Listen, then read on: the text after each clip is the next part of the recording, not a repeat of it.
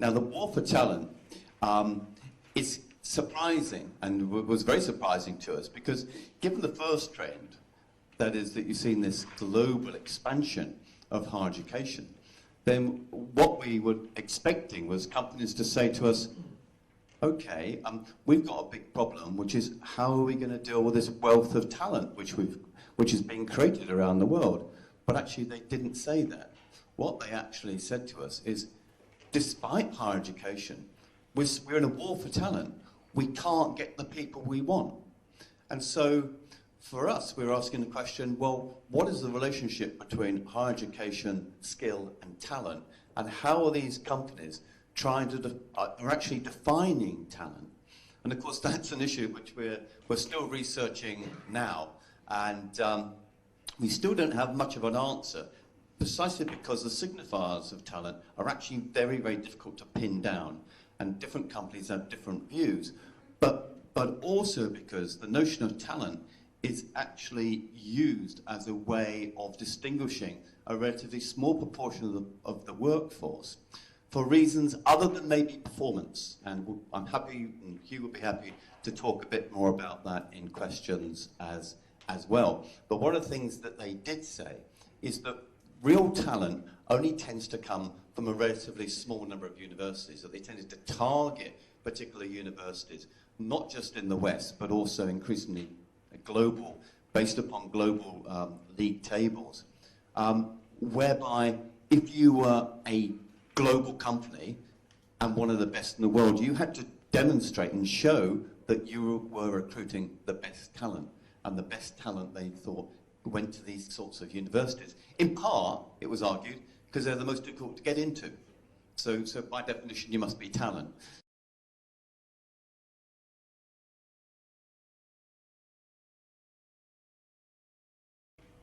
There are problems, of course, in terms of limitations of the TMC model. You only have to look at a country like Vietnam, and what it looks like from the outside, at least, is a middle-income country.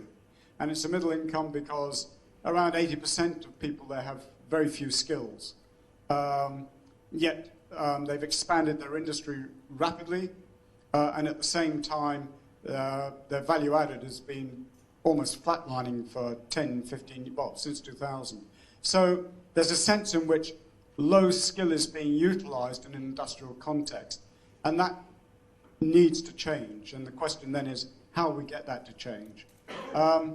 It's difficult for SMEs to lock into global value chains because the moment they lock in, they might find that the multinationals moved on.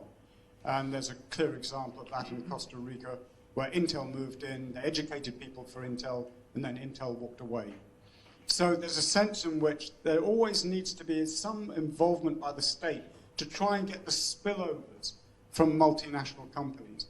So there have to be other ways in which we can gain spillovers from multinational investment, which actually enhances the capacity and the capabilities of a country.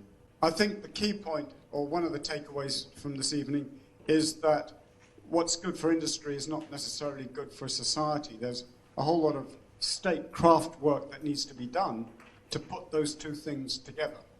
And it's becoming increasingly difficult and more complex to be able to do that.